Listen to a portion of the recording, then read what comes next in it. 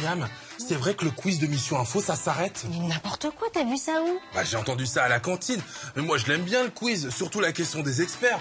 Mais tu sais qui a dit ça? Bah non, je sais pas, mais ça m'a beaucoup inquiété. C'est pour ça que je veux vérifier avec vous. Très bon réflexe, Rafale, parce que c'est pas une information, c'est une rumeur. En plus, elle est complètement fausse. Hors de question que le quiz s'arrête dans Mission Info. Une information doit être vraie et vérifiée. Comme un enquêteur ou une enquêtrice, tu dois toujours te demander est-ce que c'est vrai? Et ça tombe bien, parce que c'est la semaine de la presse et des médias à l'école. Le moment idéal pour apprendre à vérifier une information. Ouais, c'est sûr, parce qu'en plus, avec l'intelligence artificielle, c'est de plus en plus facile de se faire avoir par de fausses infos. D'ailleurs, certains journalistes se sont spécialisés pour mieux les repérer. Je vais aller voir comment ils font. Très bonne idée, Elise. Notre mission du jour, tu l'as compris, c'est de savoir comment repérer les fausses informations. Mission Info, c'est parti! Les fausses informations sont des pièges. Les élèves de CM2 de l'école de Lille-Arène l'ont bien compris. Qu'une fausse information, c'est une chose qui est publiée mais fausse.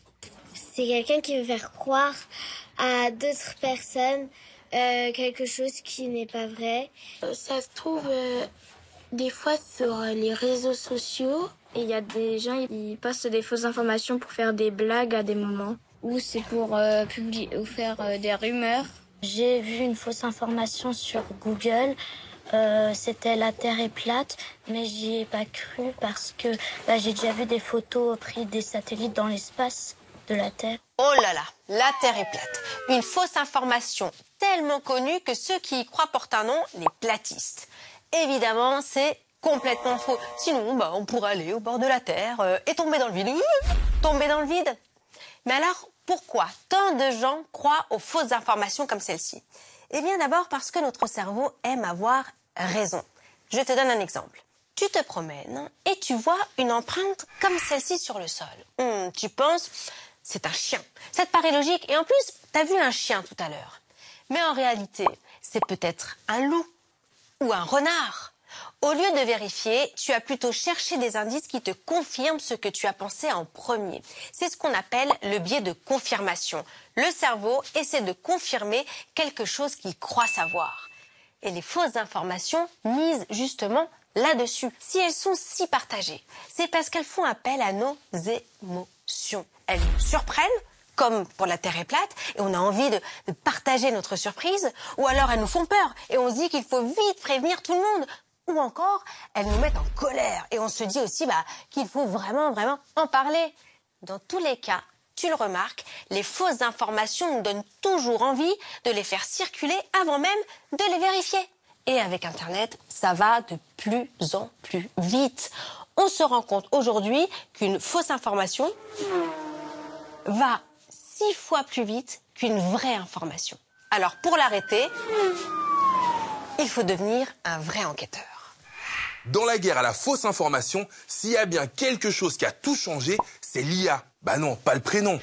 I pour intelligence et A pour artificiel. C'est un peu comme un super cerveau d'ordinateur qui peut faire des recherches pour toi et qui peut créer absolument n'importe quelle voix, n'importe quelle image ou n'importe quelle vidéo. Mais ce qui est le plus flippant, c'est le deepfake. Un deepfake, c'est quand quelqu'un il prend une photo de toi, par exemple de ta tête, et qu'il le met sur le corps de quelqu'un d'autre pour faire croire que tu as fait quelque chose que tu n'as pas fait. Exactement, Alice. Deepfake, c'est un mot anglais pour désigner une vidéo, une photo ou un son créé par l'IA à partir de l'image d'une personne. Comme par exemple quelqu'un que tu connais bien. Ouais, on dirait moi, en cow-boy, en guerrier, même avec des cheveux, générés en quelques secondes via une application. C'est rigolo si c'est moi qui l'ai créé. Ça l'est beaucoup moins si c'est quelqu'un d'autre. La chanteuse Angèle en sait quelque chose. C'est la personnalité francophone la plus victime de deepfake. Des chansons circulent sur les réseaux sociaux avec sa voix. Sauf qu'en vrai, Angèle n'a rien demandé. C'est pas elle qui chante, mais bien une intelligence artificielle. Et elle le dit elle-même, ces deepfakes lui font peur. Le plus grave, c'est quand l'intelligence artificielle est utilisée pour désinformer, manipuler ou même escroquer. Là, il y a clairement une mauvaise intention. Même la plus connue des journalistes en a été victime, c'est dire. Bonjour Élise Lucet. Salut Mission Info. Dans une interview qu'on voit à l'écran, que tu faisais du footballeur Kylian Mbappé, des gens mal intentionnés ont modifié vos voix avec une intelligence artificielle. T'as dû être fâché quand t'es tombé dessus, non? Ouais, j'ai été fâchée et on nous a fait dire n'importe quoi. Et on nous a fait dire n'importe quoi, pas seulement pour faire une blague, on nous a fait dire n'importe quoi pour arnaquer des gens. En fait, pour qu'ils investissent beaucoup d'argent dans des systèmes qui se sont avérés être des escroqueries. Donc t'imagines, moi et Kylian Mbappé, on est furieux parce qu'à cause de ça, il y a des gens qui ont perdu des dizaines de milliers d'euros. Tu sais pourquoi on vous a visé, Kylian et toi? Alors, si on m'a visé moi ou si on a visé Kylian Mbappé, ou d'autres stars d'ailleurs, c'est parce qu'on nous fait confiance. Et du coup, les escrocs, ils vont s'appuyer là-dessus, sur le sentiment de confiance que vous pouvez avoir. Ça va être avec d'autres stars qu'avec moi ou Kylian Mbappé, ça va être des plus jeunes, mais ils vont pouvoir s'appuyer là-dessus pour vous faire croire n'importe quoi, pour vous faire investir de l'argent quand vous en aurez, mais aussi pour vous faire croire à des idées ou des choses complètement stupides. Merci pour le conseil, Élise. Attention, il n'y a pas que les célébrités qui peuvent en être victimes. Ça peut arriver à tout le monde, des grands, mais même des enfants. Il suffit qu'on trouve sur Internet une vidéo ou une photo avec toi dessus pour qu'elle soit susceptible d'être volée par des filous et déformée par l'intelligence artificielle. Comment savoir si une information est vraie ou fausse? Écoute les astuces des élèves de Rennes. Si c'est une image, tu peux bien regarder pour voir s'il y a des petits détails qui sont mal faits. Faut trouver la source, c'est-à-dire d'où ça vient le truc. S'il y a les mêmes informations dans plusieurs sites, souvent ça veut dire que c'est vrai. Faut savoir qui l'a publié et d'où elle vient. On peut demander à des spécialistes qui connaissent bien le sujet. Bon les filles, on récap la mission. Comment repérer une fausse information? 1. En cherchant la source, comme on vient de le voir.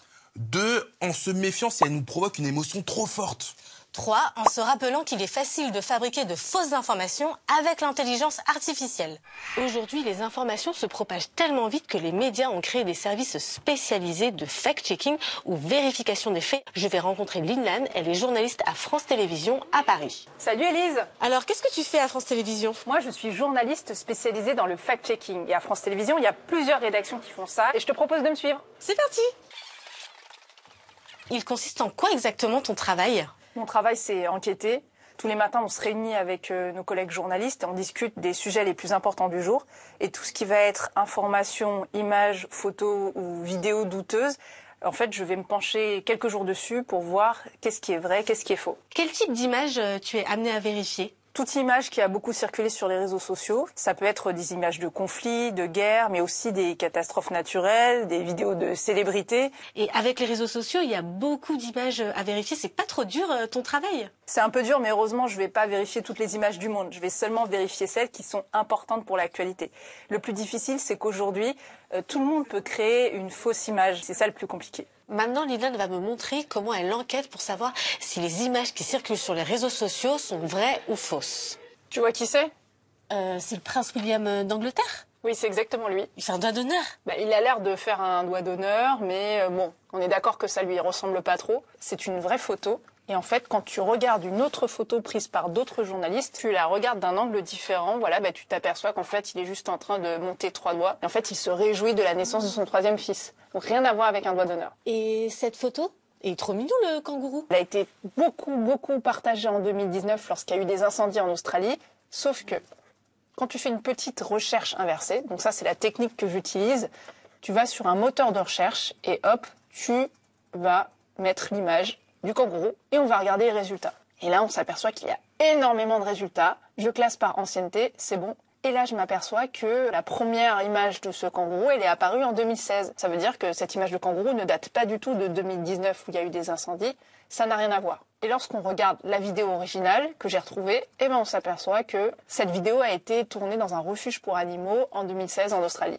Donc rien à voir avec les incendies. Donc c'est une photo qui a été sortie de son contexte. Elle a été sortie de son contexte, exactement, Élise. Si une photo vous paraît presque trop belle pour être vraie, ça doit vous mettre la puce à l'oreille. Ça veut dire qu'elle est peut-être fausse et il faut alors la vérifier. Lynn, il faudrait que tu sois toujours avec moi pour vérifier toutes ces informations qui circulent sur Internet. Oh, j'ai reçu une photo d'un éléphant à Paris. Oh là là, Élise, je crois qu'on a encore beaucoup de boulot là. La mission est presque finie. À toi de jouer. Quelle est la meilleure façon de vérifier une information? A. En faisant un sondage dans ta classe. B. en vérifiant plusieurs sources fiables. C, en regardant si elle a été beaucoup partagée. Bien joué, c'est la réponse B. Qui peut être victime d'une fausse information? A. Uniquement les personnes âgées. B. Seulement ceux qui ne regardent pas les infos. C. Tout le monde. Tu as raison, c'est la réponse C. Attention, voici la méga question des experts. Est-ce que tu vas y arriver? Qu'est-ce que le fact-checking? A. Vérifier si une information est vraie ou fausse. B. Partager une information dès qu'on la voit sur Internet. C. Transformer des informations pour les rendre plus intéressantes. Oh, t'as bien suivi. C'est la réponse A. Bravo l'équipe, mission accomplie. Mais il est là le quiz. Oh, j'adore le quiz. Il disparaîtra jamais de l'émission. Ah mais je viens de voir qu'Élise Lucet veut nous piquer le quiz pour sa prochaine émission. Tu vas pas recommencer à propager des rumeurs. Oh, ça va, c'est pour rigoler, c'est une blague. Allez, merci à vous tous d'avoir été avec nous sur cette nouvelle mission. On se retrouve évidemment tous les dimanches à 11h50 sur France 4 et évidemment quand vous voulez sur l'application Oku. Et d'ailleurs, vous pouvez nous poser toutes les questions que vous vous posez vous-même sur l'actualité directement via l'application ou en nous envoyant un mail à notre adresse. À la semaine prochaine. Salut!